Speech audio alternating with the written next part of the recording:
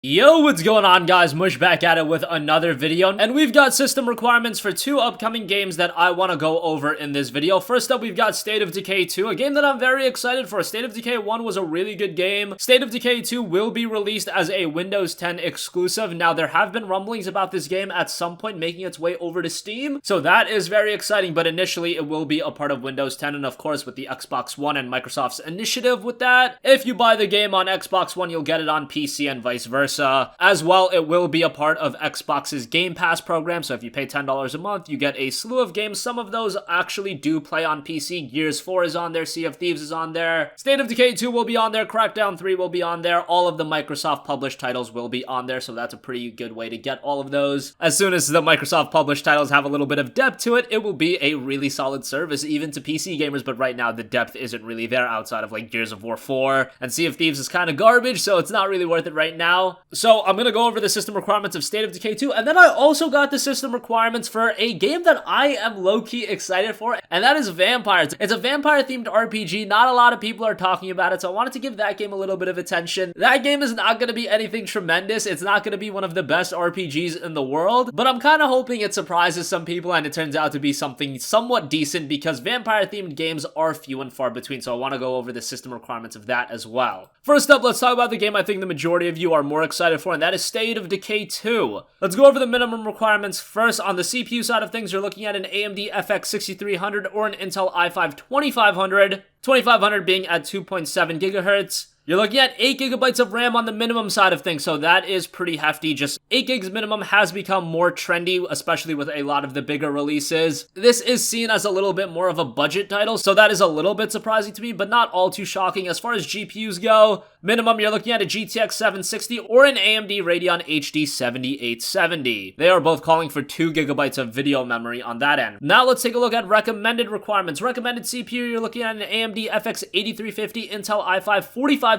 at 3.2 gigahertz. So nothing too insane there, especially for a 2018 title. With 8 gigabytes of RAM being minimum, you could probably put it together that recommended is 16 gigabytes of RAM, not even 12 gigabytes of RAM. That's kind of surprising to me, but I do know that State of Decay 2 is a lot bigger than the first title. So 16 gigabytes of RAM isn't all too shocking to me, but still 16 gigs of RAM is so expensive now. So that is kind of a bummer, but if you do have 8 gigabytes, you still meet the minimum threshold. And if you do have 4 gigabytes of RAM, I don't know what to tell you at that point. As far as recommended GPU goes, you're looking at an NVIDIA GeForce GTX 960 or an AMD Radeon R9 380. Those are both 4 gigabyte GPUs, so a little bit on the older side. Honestly, with the requirements of this game, the GPU isn't crazy, CPUs are not crazy. The RAM requirement is a little bit higher than you would expect, however, if you take into consideration what the CPU and GPU requirements are. And I'm sure to some that is going to be a little bit of a drawback, but 8 and 16, like I said, that has been more of a trend, especially with newer games. So it's not all too shocking, but a game I am still definitely going to be checking out. Hopefully it's a solid port. State of Decay 1 was a very solid PC version. Hopefully Undead Labs does a good job with State of Decay 2 as well. Moving on, let's talk a little bit about Vampyr, a game that I think some of you guys are like, why are you even talking about this game? But Vampyr is a cool little game. It's a semi-open world vampire-themed RPG. You play as this doctor, suddenly gets turned into a vampire, a lot of moral decisions, and you can actually beat the entire game without killing a single enemy, or at least that's what they're saying. Thus far, the combat does look a little bit clunky, a little rough around the edges, but considering it's a brand new IP, I can be a little bit lenient if they don't get it completely polished for the first game, but I still want it to be a complete experience. So we'll have to see how this one turns out. Vampyr is a game that's being developed by Don't Nod Entertainment, and they've worked on some other games, including 2013's Remember Me. I actually have a review of that game on my channel. You could actually look that up on my channel. Yes, I did a review for that game, and yeah, that's a completely forgotten about game at this point, but a cool little game, a little bit of a throwback for me. They also did Square Enix published title Life is Strange, so that is pretty significant, and now they are doing Vampyr, which is releasing next month. So first, let's take a look at the minimum requirements. You're looking at a minimum CPU of an Intel Core i3 2130 and an AMD FX 4100 3.6 GHz, so pretty low end on that spectrum. However, the RAM is going to hit you again with 8 gigabytes minimum, so you can kind of see where the recommended is going to go. As far as GPU goes, you're looking at a 2 gigabyte GeForce GTX 660 or a 2 gigabyte Radeon R7 370. Pretty low end on that end. The R7 370 is a pretty weak card, and the GTX 660 at this point, while it was a great GPU in 2012, not so much today. As far as recommended requirements go, you're looking at a way heftier Intel Core i7 3930K at 3.2 GHz, but on the AMD side of things, you're looking at a Ryzen 5 1600 3.2 GHz. I imagine this is just an indication of how many cores this game takes advantage of, but yeah, the 3930K, while it is an older Intel CPU, that's still pretty hefty. Recommended RAM, some of you guys might be disappointed by this, 16 gigabytes of RAM, so that is a little bit on the heftier side, but just like State of Decay 2, and just like a lot of games released in 2018, that is becoming more and more of a norm, and if you're building a PC in 2018 with the intention of playing the latest games, 16 gigabytes is becoming more and more the way to go, and if you're doing things like video editing and rendering, then yeah, definitely go with 16. As far as GPU goes, this is also a significant leap over the minimum. You're looking at a GTX 970 or an R9 390, and they are touting 4 gigabytes. Of course, I could get on the 974 gigabyte thing right now, but let's not go there. Nvidia is already quite under fire, so I don't really need to dig up the past right now, but a 970 and a 390 quite higher than a 660 and a 370. Also, they are touting 20 gigabytes of available hard drive space. The actual install size is usually a little bit less than that, so bear that in mind, but have 20 gigabytes ready. So yeah, wanted to give some attention to VAMPYR, a game hardly anyone is talking about. I really don't see a lot of people picking it up. I don't see this game doing that well commercially, and honestly, I probably wouldn't recommend dropping a full $50 or $60 on this game. Wait for a sale. I definitely see this being relatively cheap by wintertime, probably 50% off or even deeper than that. But of course, I'll be looking to cover the game, so I'll be checking it out day one, and hey, who knows, it might surprise us and it might turn out to be a gigantic franchise. You just never know. But that's gonna conclude this video, guys. Let me know your thoughts in the comment section down below. Are you excited for either State of Decay 2 or VAMPYR? State of Decay 2 will be a Windows 10 exclusive title, while VAMPYR is a game that's just going to be available on Steam, but a game that you should proceed with kind of cautiously.